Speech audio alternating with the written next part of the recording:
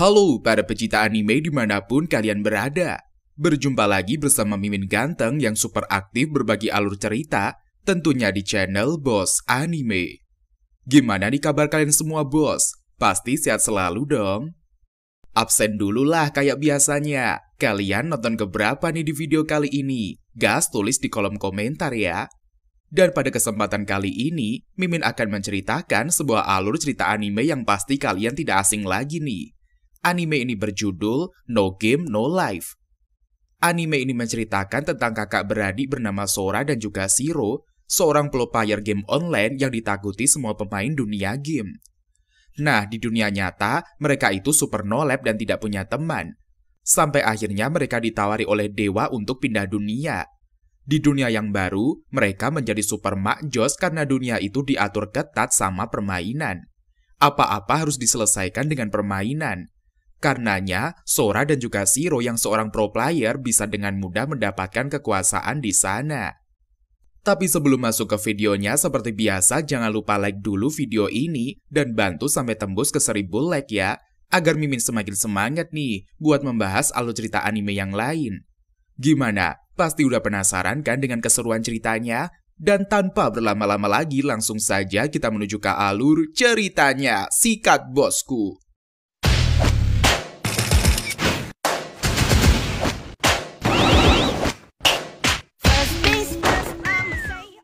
Santai aja, bos. Pada duel sebuah game online, 4 karakter sedang bertarung melawan 1200 karakter lainnya. Secara jumlah, keempat karakter yang tidak memiliki nama, tawa bisa juga disebut dengan Kuhaku harusnya kalah telak. Namun faktanya tidak begitu. Para Kuhaku menghajar ratusan pemain lain tanpa kesulitan. Salah satu dari musuh yang bernama Queen sendiri gentar menghadapi para Kuhaku. Hampir seluruh anggota timnya yang ribuan itu dibantai tidak tersisa. Sampai akhirnya, Queen menggunakan jurus pamungkas yang seharusnya membuatnya memenangkan pertarungan. Tapi apesnya, para Kuhaku bisa menghindari serangan maut itu. Menyusulnya, para Kuhaku membantai semua lawan yang tersisa termasuk Queen. Setelah kekalahannya, Queen dan juga rekannya yaitu Dora mengira kalau keempat pemain yang mereka lawan itu pasti seorang cheater. Tidak mungkin ada orang yang bisa mengalahkan 1200 pemain dengan mudah. Queen sendiri ternyata adalah seorang cheater. Jurus pamungkasnya tadi itu adalah hasil nge-cheat. Apesnya meski sudah menggunakan cara licik, dia tetap saja kalah. Sementara itu gosip mengenai para Kuhaku memang sudah menyebar di jagat dunia game. Mereka berempat tidak pernah diketahui siapa penggunanya. Pokoknya kalau para Kuhaku sudah memutuskan main game, mereka pasti auto menang. Sementara itu di sebuah kamar, kakak beradik bernama Sora dan juga Shiro lagi mantengin layar monitor. Ternyata mereka lah orang di balik para Kuhaku. Sora mengomeli Shiro yang mainin karakter utama Kuhaku menggunakan kaki. Shiro bodoh amat karena dia lapar dan menggunakan tangannya untuk makan. Ternyata mereka sudah 5 hari main game non-stop dan mengendalikan 4 karakter Kuhaku. Setelah makan, Shiro mengantuk dan turu. Abangnya pun sebal karena sebentar lagi bakal ada pertandingan seru. Shiro tetap tidak peduli dan lanjut untuk turu. Terpaksa, Sora memainkan keempat karakter Kuhaku seorang diri. Dia gonta-ganti monitor dan juga mouse, bahkan sampai kedua kakinya untuk melakukan pertarungan di game online. Ajibnya, dia memang pro player dan berhasil menang tanpa kesulitan berarti. Shiro kemudian bangun tidur pas abangnya sudah menang. Mendadak dia melihat ada email masuk ke ponsel abangnya. Sora tidak peduli karena pasti tidak penting.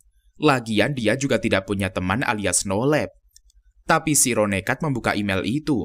Tidak taunya, pengirim email tahu kalau mereka berdua adalah pengendali Kuhaku. Sora pun langsung tertarik dengan pesan itu. Email nongol lagi.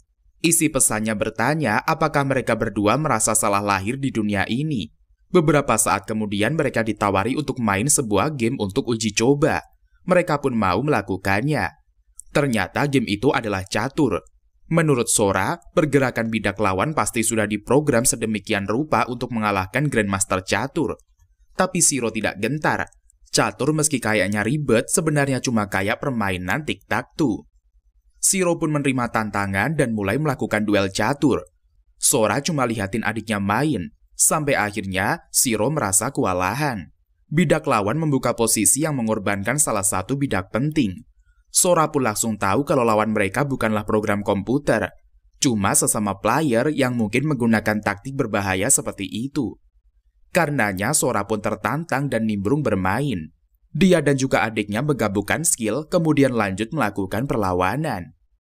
Pas sudah lama banget, pada akhirnya mereka berdua memenangkan pertandingan itu. Keduanya pun lega karena sudah sekian lama tidak merasakan ketegangan seperti itu. Email baru kemudian masuk dan pesannya berisi kekaguman terhadap mereka berdua. Setelahnya, keduanya kembali ditanya apakah merasa salah terlahir di dunia itu. Sora pun langsung menjawab iya. Seketika itu juga keanehan terjadi. Layar monitor yang ada di sekitar mereka mulai berkedip-kedip.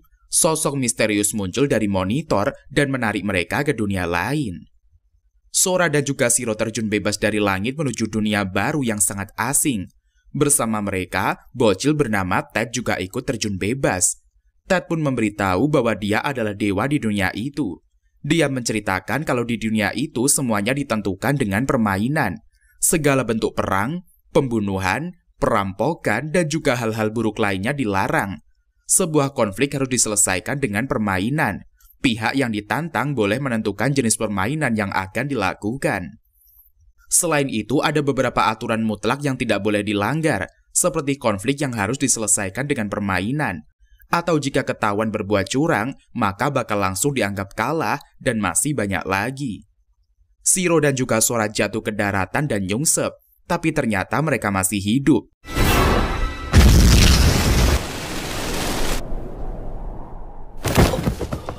Ted pun minggat dari sana. Setelahnya, Sora dan juga Shiro keluyuran di dunia fantasi yang mereka datangi tersebut. Mereka pun bertemu dengan bandit yang mengadakan pertandingan game. Setelah kalah, para bandit menceritakan kisah tentang perang para dewa. Dulu karena rebutan kekuasaan, para dewa gelut sampai hancur-hancuran. Semuanya inanilahi. Hanya ada satu dewa yaitu Ted yang selamat. Alasannya simpel, karena dia tidak ikutan gelut. Sejak saat itu dia dianggap menjadi dewa paling tinggi dan berkuasa di dunia itu. Ted juga dikenal sebagai dewa permainan. Setelah kelar sama para bandit, Sora dan juga Shiro pergi dari sana. Tidak disangka-sangka para bandit yang harusnya bisa gelut dan menghajar mereka beneran tunduk sama aturan permainan. Mereka pun pergi ke ibu kota kerajaan Elgia. Setelah keluyuran kemana-mana, mereka nongkrong di sebuah penginapan. Di sana lagi ada duel maut antara Stepanidola dan juga Kurami. Keduanya lagi main kartu dengan sangat serius. Mbak-mbak di salah satu meja memberitahu Sora kalau Stepani adalah cucunya raja yang lagi bertaruh untuk pewarisan tahta pada duel itu. Sementara Kurami adalah pro player dan siapa saja pasti kalah kalau berduel melawannya. Setelahnya, Sora malah nantangin mbak-mbak itu bertanding. Taruhannya adalah jika mbak-mbak itu menang, maka Sora dan juga Shiro bebas boleh diapain aja. Tapi kalau si mbak-mbak kalah, seluruh duitnya harus dikasihkan kepada Sora dan juga Shiro. Si mbak-mbak pun setuju, mereka bakal main poker. Kartu dibagikan. Setelah satset-satset selama duel, si mbak-mbak berpuas diri. Dia mengeluarkan kartunya dan ternyata full house. Apesnya, Sora mengeluarkan kartu dan menunjukkan Royal Flush. Si mbak-mbak pun kalah dan memberi semua duitnya.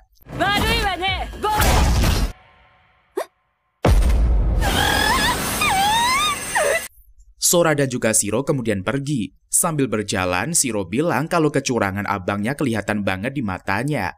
Tapi Sora mengingatkan adiknya ke salah satu aturan, yaitu kalau ketahuan curang mereka bakal dianggap kalah. Berarti tinggal gimana caranya mereka agar tidak ketahuan curang. Keduanya pun menyewa kamar dengan 1 keping emas untuk 4 hari. Pas mau naik ke kamar, duel Stepani dan juga Kurami membuat kakak beradik itu tertarik. Sora dan juga Shiro tahu kalau Kurami melakukan kecurangan. Karena itu Sora ngedeketin Stepani dan bilang jangan biarin lawannya curang terus. Setelahnya mereka pun berdua ngacir menuju kamar di lantai atas. Di sana mereka menata perlengkapan dan siap beristirahat. Sora berpikir kalau cerita-cerita tokoh utama pasti bakal mencari jalan pulang misal kelempar ke isekai. Namun Sora jelas ogah pulang ke dunianya. Dia lebih happy tinggal di dunia fantasi yang semuanya taat pada peraturan game. Malamnya, Stepani mendatangi kamar Sora dan juga Shiro. Dia sebel sama Sora karena tidak memberitahu di mana kecurangan Kurami. Kalau saja dikasih tahu, pasti Stephanie bisa langsung menang. Karena dia kalah, makanya dia tidak bisa lagi mewarisi tahta kakeknya. Sora pun cuek aja pas Stephanie ngomel gak habis-habis. Setelahnya mereka malah pengen duel. Taruhannya adalah kalau Sora menang, dia kudu boleh tinggal di istana sama harus dikabulkan satu permintaan. Kalau dia kalah, dia bakal memberitahu di mana letak kecurangan Kurami dan Stephanie boleh melakukan apa saja. Keduanya pun sepakat. Pertandingannya adalah batu gunting kertas.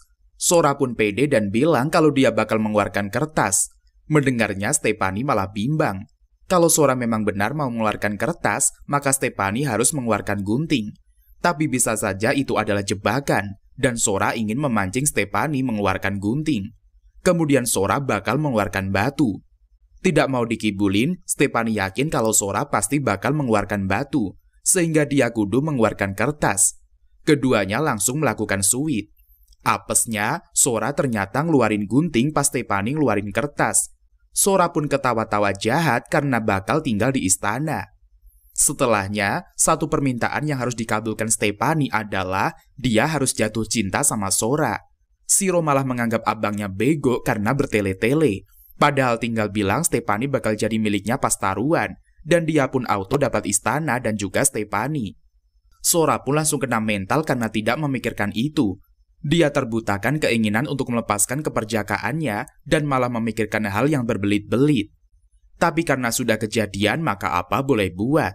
Toh Stephanie juga harus jatuh cinta kepadanya dan Sora serta Shiro bakal tinggal di istana.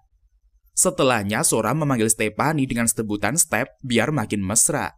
Meski sebal, tetapi Step tidak bisa menolak karena terikat ikrar pertandingan.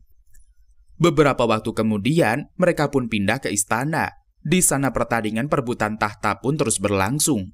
Kurami maju terus dan menjadi kandidat utama pemenang permainan tahta.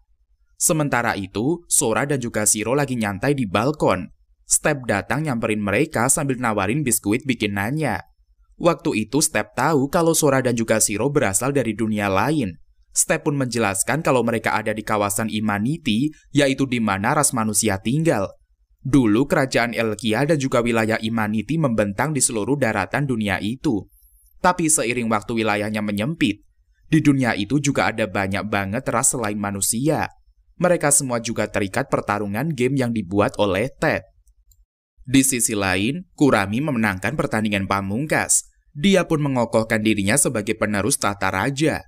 Suatu ketika dia bertemu dengan Step dan juga si kakak beradik. Kurami mengajak Step yang menjadi seperti gembel abis kekalahannya beberapa hari yang lalu. Sora pun tidak terima. Setelahnya dia bertekad untuk mengalahkan Kurami dan menjadi raja di Elkia. Upacara penobatan Kurami baru saja mau diselenggarakan. Sora dan juga gengnya nekat masuk dan keberatan dengan hal itu.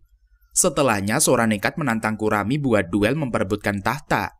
Pas sampai di depan Kurami, Sora mengungkapkan kalau Kurami bekerja sama dengan seorang elf. Dia pun mengungkap keberadaan elf di ruangan itu. Sora bilang kalau mereka mau tanding, si elf tidak boleh ikutan. Akhirnya elf itu minggat dari sana. Karena Kurami yang ditantang, maka dia yang bakal menentukan pertandingan.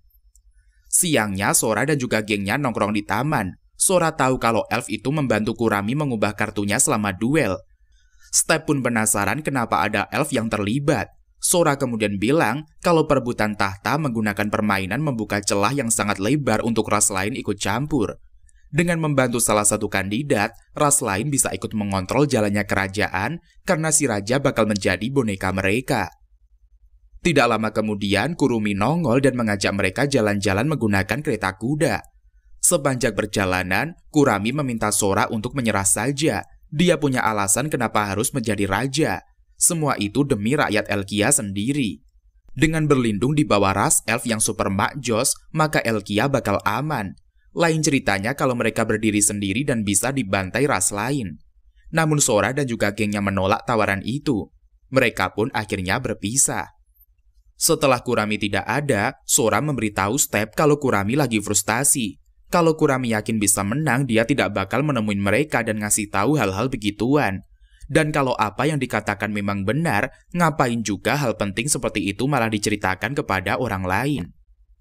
Beberapa waktu kemudian, pertandingan pun dimulai. Ternyata mereka bakal main catur raksasa. Bukan catur sembarang catur. Kurami bilang catur yang mereka gunakan itu agak beda, tapi dia tidak memberitahu apa bedanya. Pertandingan pun dimulai. Sora dan juga Shiro shock pas melihat bidak Kurami bisa melangkah 3 petak. Kurami bilang kalau para bidak itu memiliki emosi mereka sendiri, sehingga kadang memang bertingkah aneh. Meski begitu, Shiro dan juga Sora tetap pede bisa menang. Duel pun berlangsung. Kedua kubu saling adu strategi. Suatu ketika bidak Shiro keduanya memakan bidak lawan. Tetapi meski sudah diperintah, tetapi bidak itu diam saja. Sora pun tahu kalau para bidak bisa memiliki keraguan. Artinya, siapa yang memainkannya harus bisa meyakinkan para bidak untuk terus berjuang. Pertarungan pun berlanjut. Karena terdesak, Sora menggunakan jurus Mak Josnya. Dia berpidato dengan menggebu-gebu kepada semua bidaknya. Dia menyemangati mereka dan bilang bebas memilih cewek mana saja yang mereka suka kalau menang. Para bidak pun happy dan bersorak-sorak. Setelahnya, Sora meminta para bidak yang dia sebut sebagai sekumpulan perjaka itu untuk mengamuk. Seketika itu juga para bidak pun mengamuk. Mereka melakukan pembantaian ke bidak lawan. Kurami tersudut. Dia tidak percaya kalau Sora bisa memberi semangat kepada para bidak. Karena itulah Kurami menggunakan trik liciknya. Mendadak, beberapa bidak Sora berubah menjadi hitam pas melawan ratu. Sora tahu kalau itu adalah trik pencuci otak. Karenanya dia meminta para bidak untuk mundur. Giliran Kurami yang melakukan serangan balik.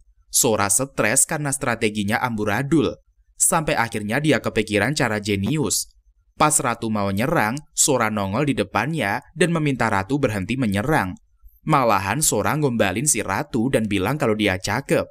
Seketika itu juga si ratu berubah menjadi bidak milik Sora. Karena sebal, Kurami meminta bidak kuda untuk mengeksekusi ratu. Namun mendadak si kuda nangis dan bersujud di hadapan ratu. Dia pun beralih kubu dan melawan Kurami. Dengan banyaknya bidak yang beralih kepada Sora, maka pertandingan pun akhirnya dimenangkan oleh Sora. Kurami heran kenapa bisa dia dibantu oleh elf tapi dikalahkan dengan Sora dan juga Shiro. Sora pun berkata bahwa dia ingin menunjukkan kalau para manusia bisa mengalahkan elf meski di atas kertas harusnya itu tidak mungkin. Setelahnya karena kalah bertarung, Kurami malah nangis. Hasil dari pertandingan itu membuat Sora dinobatkan menjadi raja. Namun Sora menolak karena adiknya membantu sangat banyak. Mereka adalah satu kesatuan yang tidak bisa dipisahkan. Namun jelas saja raja tidak boleh ada dua. Karenanya Sora dan juga Shiro malah duel. Ajibnya karena sama-sama pro player, keduanya tidak bisa mengalahkan satu sama lain. Sudah lama banget gelut, tapi tetap saja tidak ada yang bisa menang. Akhirnya mereka pun boleh menjadi raja secara bersamaan. Beberapa waktu kemudian, Sora maju ke sebuah mimbar. Seluruh warganya sudah ngumpul dan ingin dengar pidato Sora. Meskipun grogi, tapi Sora bisa ngomong secara lantang. Dia berkata kalau para manusia memang ras paling lemah. Tapi dia meyakinkan kalau orang-orang lemah malah bertahan dengan lebih baik saat ada konflik. Karena tidak unggul secara fisik, maka mereka harus menggunakan akal mereka. Para warga pun bersorak-sorak bergembira. Lebih lanjut, Sora bilang sudah waktunya untuk melakukan perlawanan. Dia akan merebut kembali wilayah kerajaan yang dulu menjadi milik mereka. Masyarakat pun makin geger akibat diberi janji politik. Pas Sora pergi, dia diomeli oleh Step karena deklarasi perang. Sora mengatakan kalau semua itu cuma permainan strategi. Kalau ras-ras lain tahu mereka mengalahkan elf, kemudian mendengar deklarasi perang, mereka bakal menganggap kalau ras manusia dilindungi oleh ras yang lebih kuat. Karena itulah, mereka tidak bakal menyerang. Dengan begitu, maka situasi kerajaan bakal adem ayem. Step pun kaget karena Sora dan juga Shiro sudah sejauh itu dalam mengambil keputusan. Sorenya, mendadak Sora dan juga Shiro dibawa ke dimensi tempat tinggal Ted. Di sana setelah ngobrol ngalor ngidul, Ted pun bilang kalau duel antara ras bakal terjadi. Pemenangnya bakal memiliki kesempatan berduel dengan dirinya secara langsung. Ted ingin agar Sora dan juga Shiro memenangkan duel itu dan maju menghadapinya. Namun Sora memperingatkan kalau mereka sudah mengalahkan Ted di permainan catur. Ted pun mengakuinya, kemudian bilang kalau dia tidak bakal kalah lagi jika mereka bertarung. Karenanya Sora dan juga Shiro harus keluar sebagai pemenang duel antar ras itu. Sejak menjadi raja, Sora malah kayak gak serius. Step pun sebal karena Sora dan juga Shiro malah kayak main-main. Bahkan mereka tidak tidur di kamar raja. Suatu pagi, Step mencari keberadaan kakak beradik itu. Ternyata mereka kembali ke kamar lama yang tidak terlalu mewah.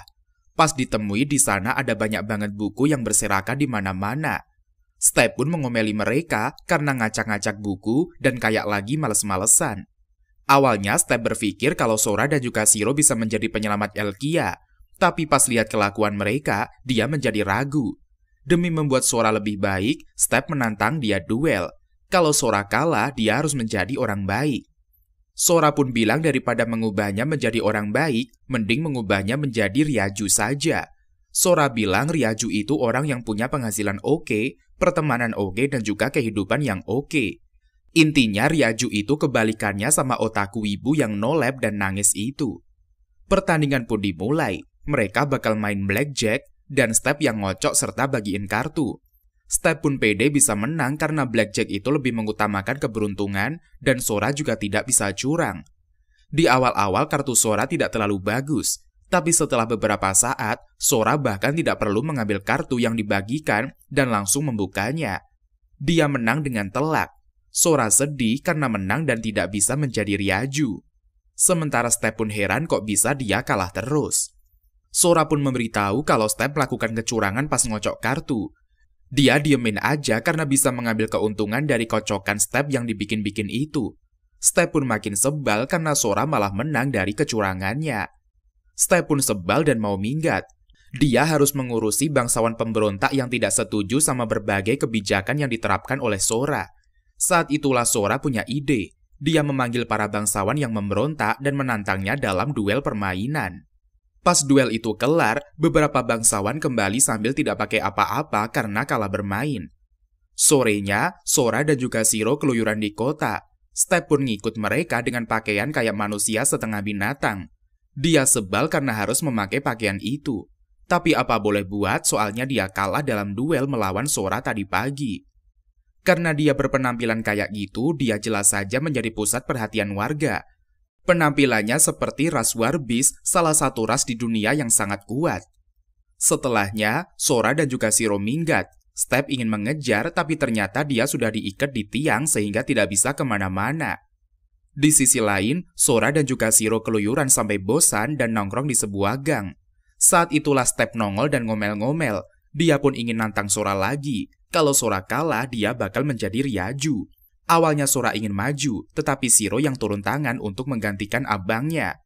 Game yang dimainkan adalah tebak-tebakan orang yang nongol di jalan seberang gang itu cowok apa cewek. Mereka harus menebak 10 kali berturut-turut. Game pun dimulai. Beberapa waktu kemudian, Step pasrah karena dia kalah. Shiro sudah menebak dengan benar sebanyak 9 kali.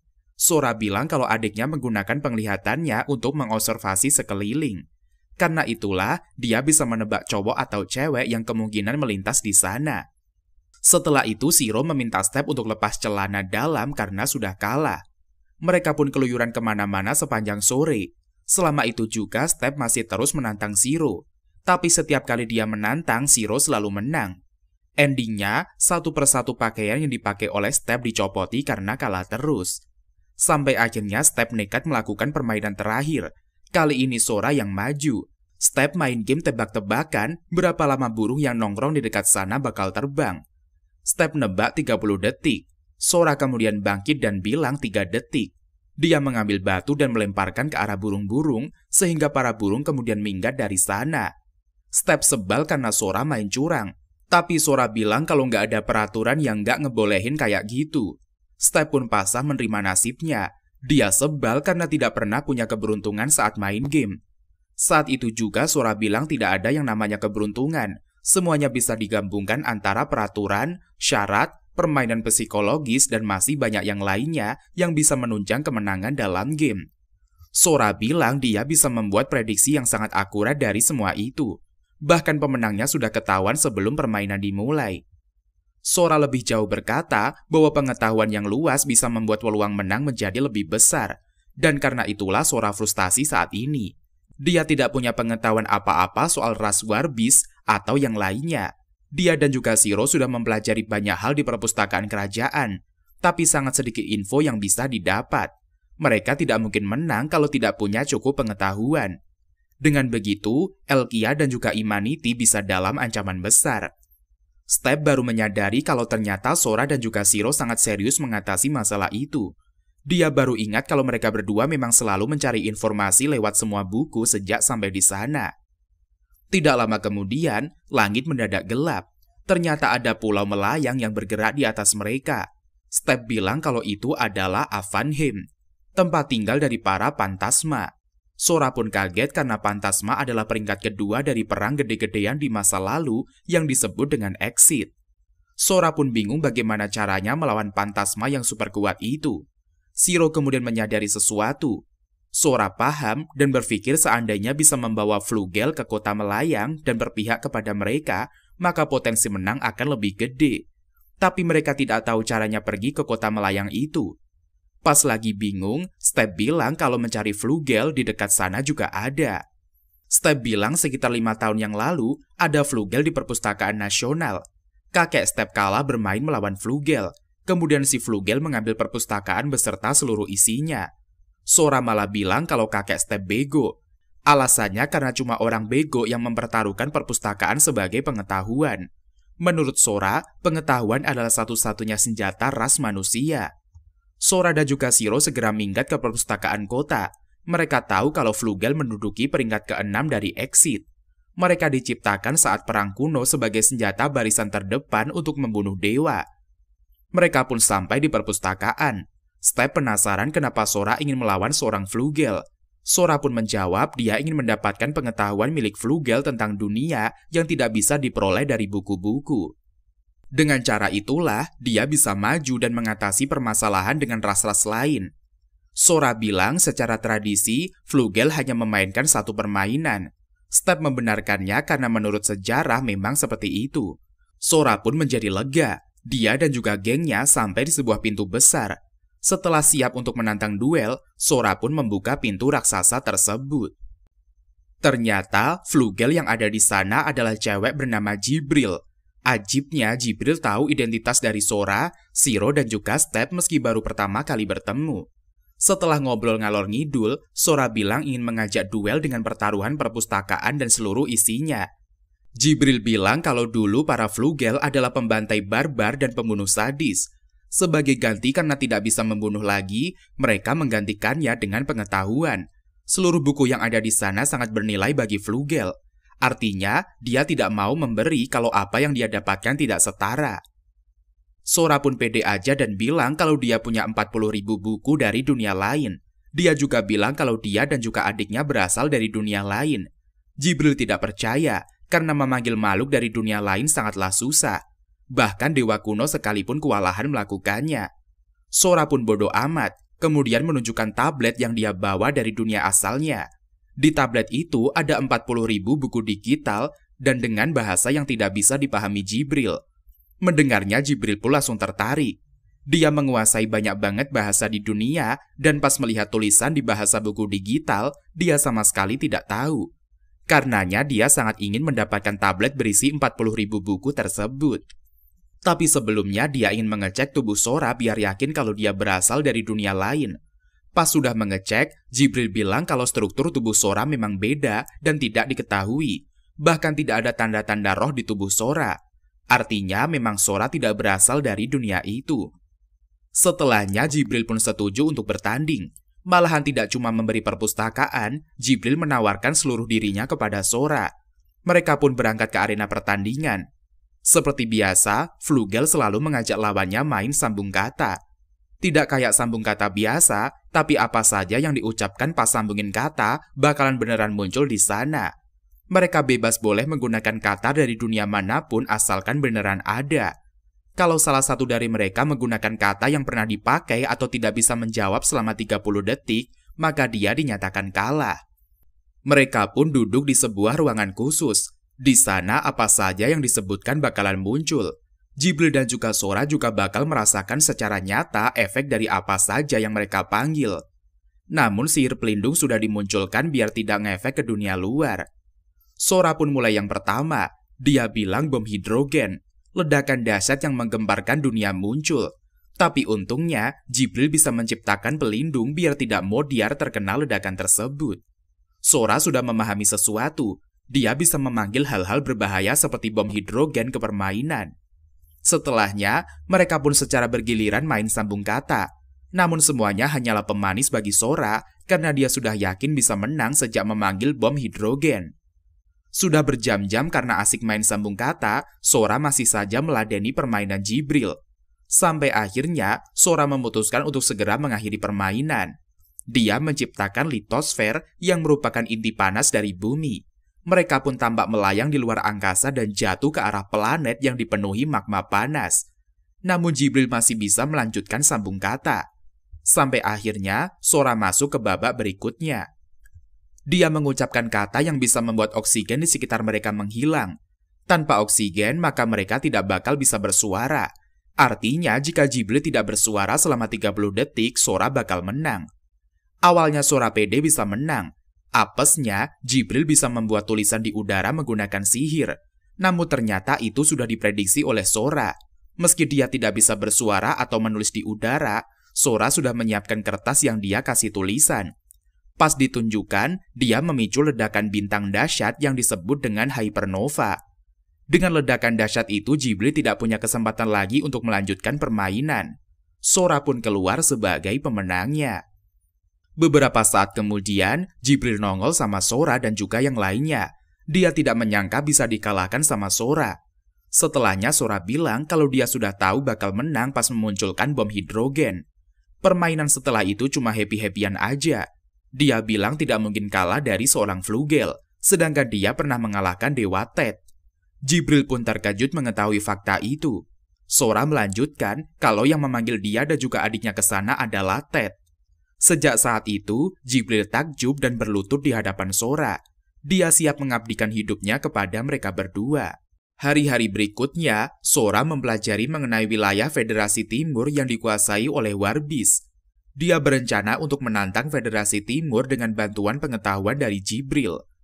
Tapi ternyata, Jibril berkata kalau hal itu tidak mungkin. Dia pernah menantang Federasi Timur dan mendapat kekalahan besar. Di tempat lain, Kurami lagi nongkrong sama elf yang membantunya. Kurami masih tidak percaya kalau Sora bisa menang melawannya yang sudah dibantu oleh elf.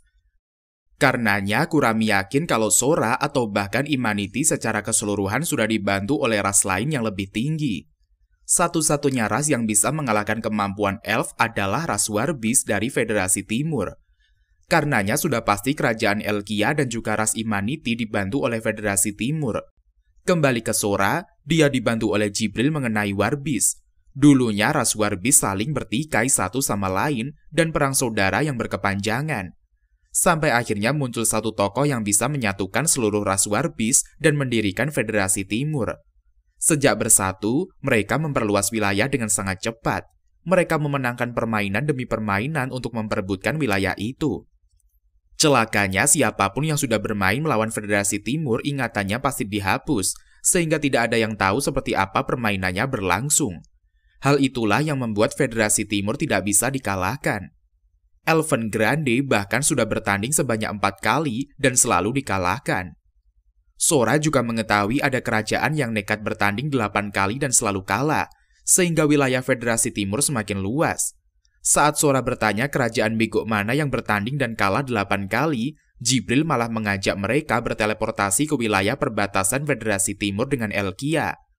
Di sana, ada sebuah menara yang dulunya bagian dari wilayah Elkia, dan kini menjadi bagian dari Federasi Timur. Sora pun baru ngeh kalau kerajaan yang kalah 8 kali dan kehilangan wilayahnya adalah Elkia. Mereka pun kembali ke perpustakaan. Di sana Sora tidak habis pikir kenapa raja sebelumnya yaitu kakeknya Step bego banget sampai merelakan wilayahnya dicaplok Federasi Timur. Step mencoba membela kakeknya, tapi Sora sudah hilang respect.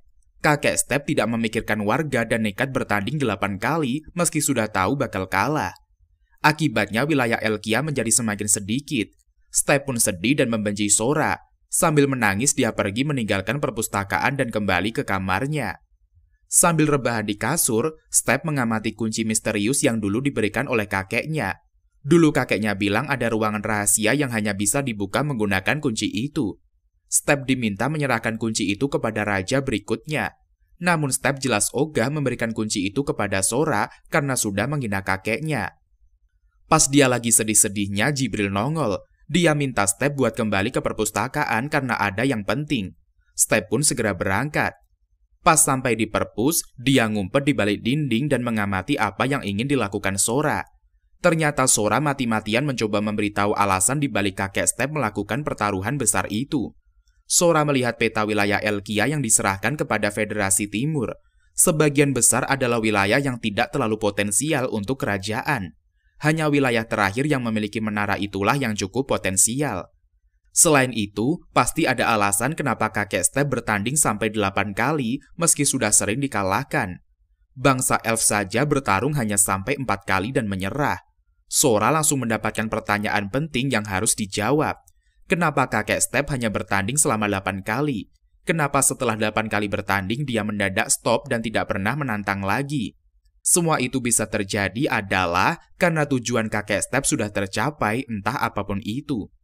Sora menduga kalau mungkin kakek Step tidak kehilangan ingatan setelah bertanding.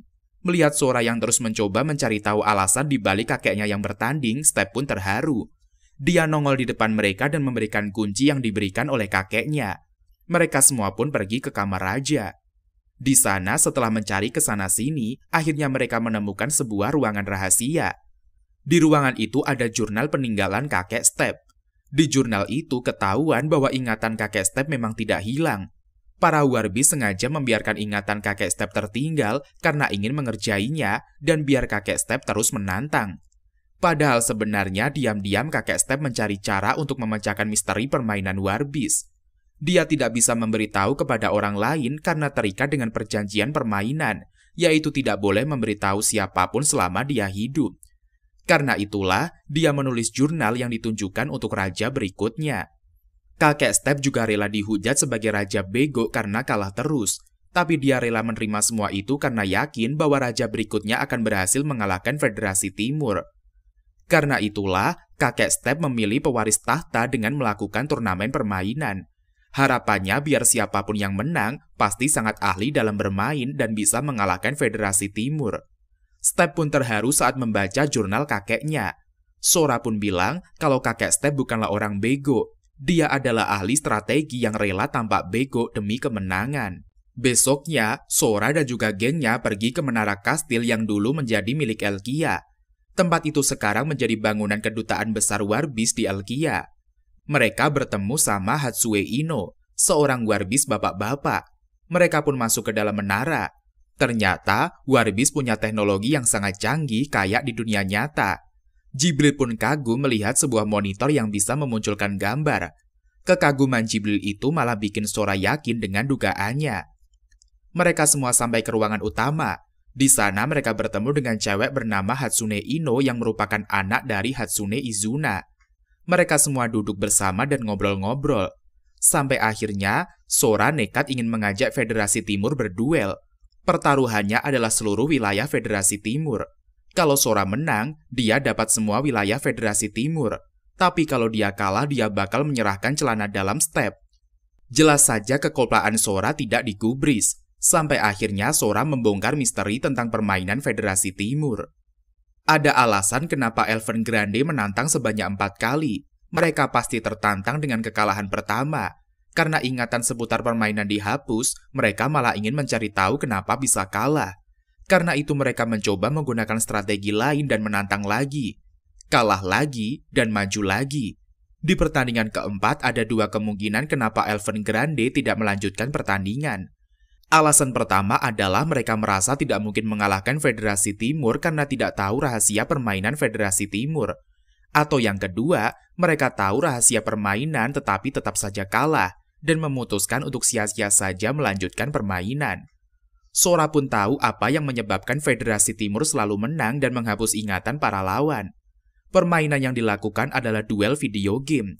Itulah alasan kenapa Jibril yang harusnya tahu banyak hal malah tidak tahu dengan layar monitor yang dia lihat pas keluyuran di menara. Sebagai perancang video game, Federasi Timur bisa saja melakukan cheat tanpa diketahui musuh. Karena itulah mereka menghapus ingatan para lawan biar cheat tidak ketahuan. Hatsue Ino pura-pura bego dan tidak menggubris dugaan Sora itu. Tapi Sora bilang bakal memberi dua pilihan kepada Hatsue Ino.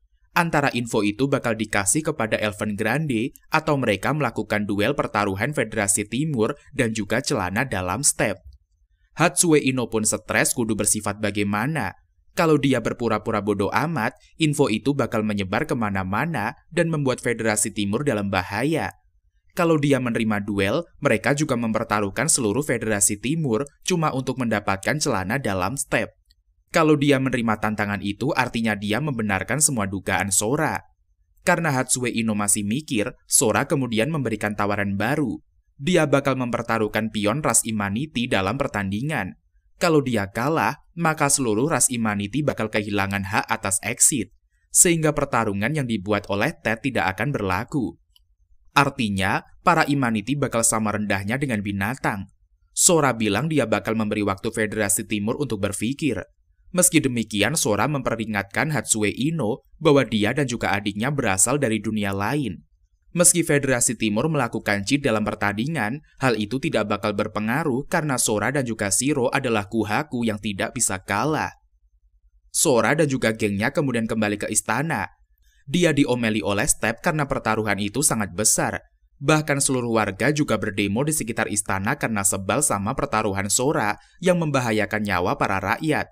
Namun Sora bodoh amat dan santai-santai saja di istana. Kalau ada yang tidak terima, maka mereka bisa menantang duel.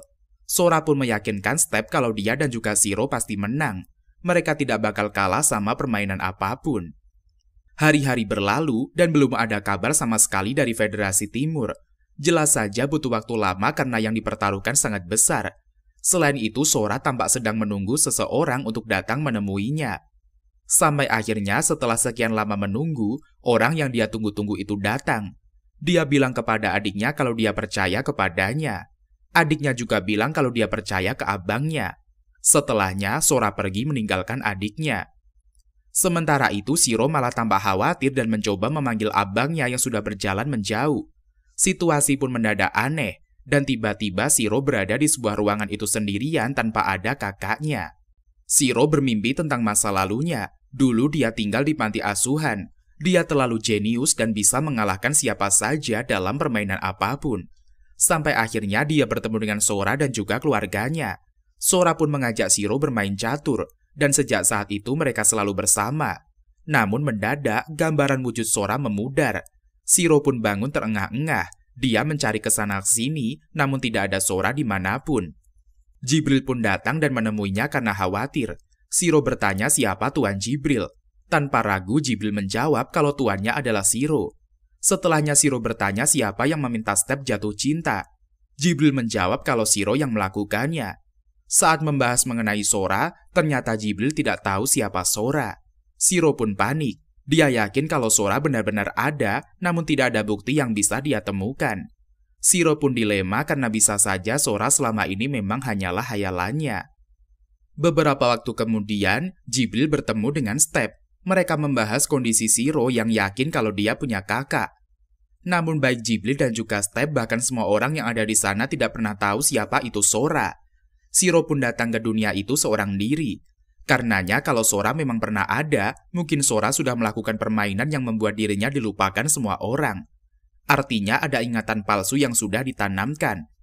Beberapa waktu kemudian, mereka berdua menemui Shiro. Kalau memang ada ingatan palsu yang ditanam akibat efek permainan, mereka ingin mencoba mengatasinya. Jibril pun menantang Shiro main catur dengan pertukaran ingatan palsu. Kalau Shiro kalah, ingatan palsu yang ada harus hilang. Tapi Jibril meminta tolong agar Shiro mau mengalah biar tahu kebenarannya.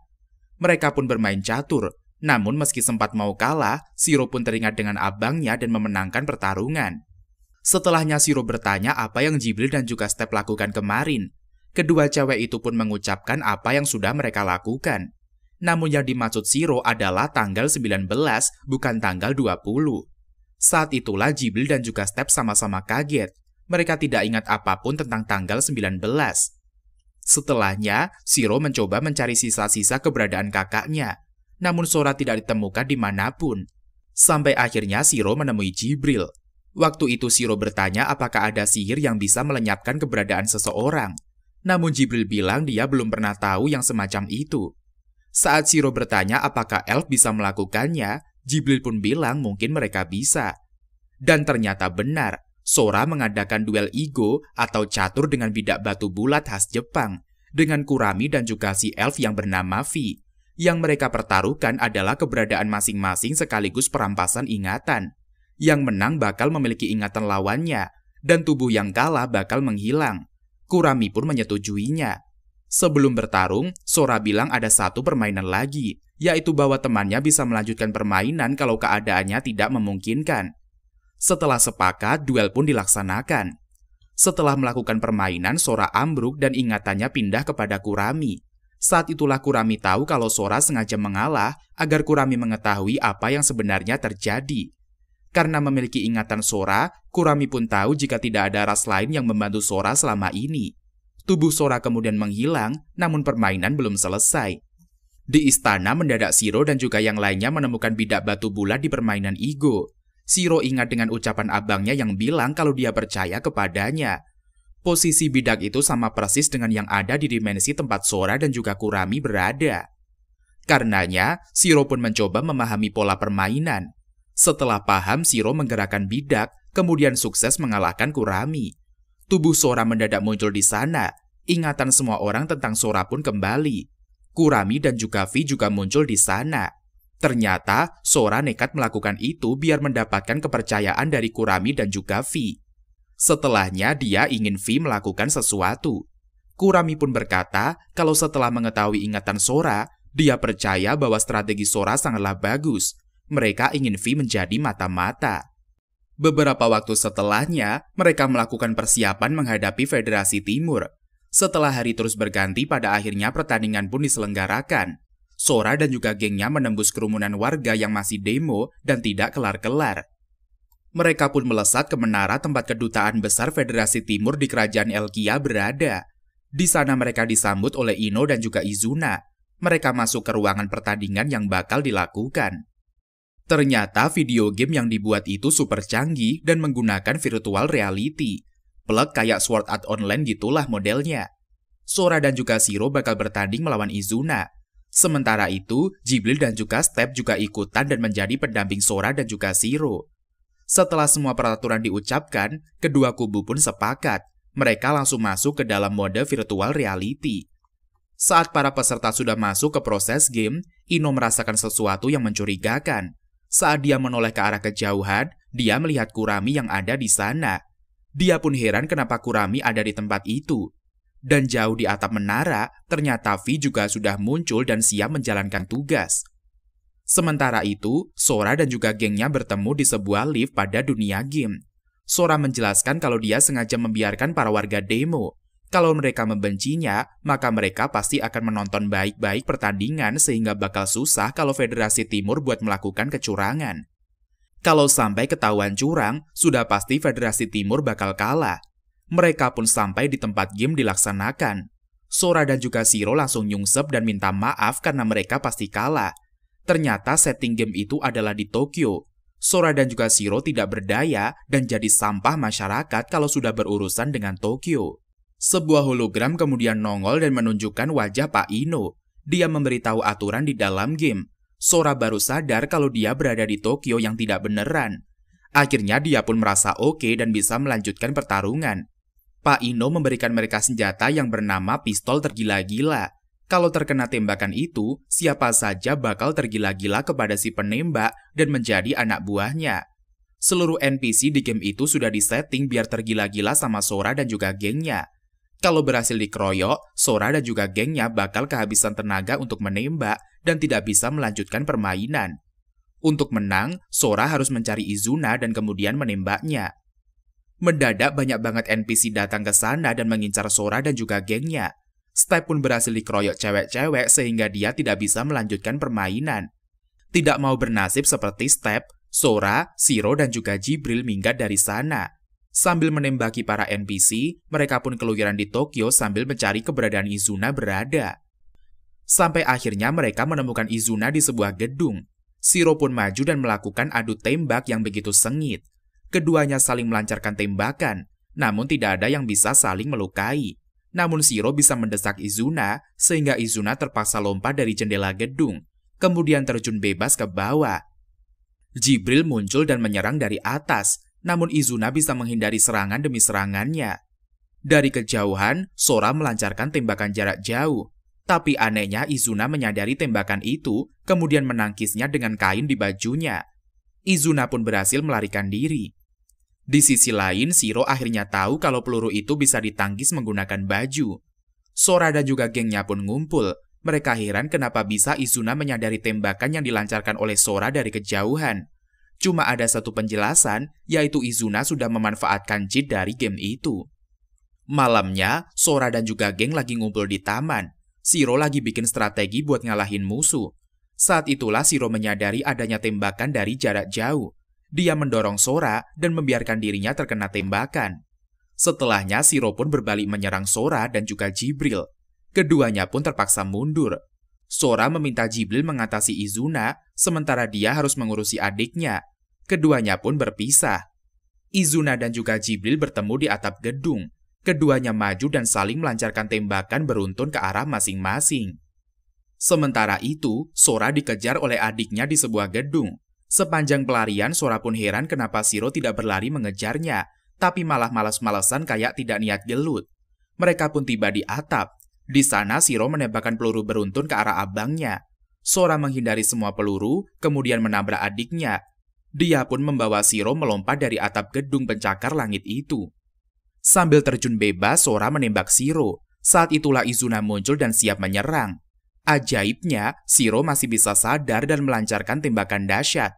Namun Izuna bisa berlindung dengan memanfaatkan bajunya. Dia pun kaget kenapa bisa Shiro masih sadar padahal sudah ditembak oleh Sora.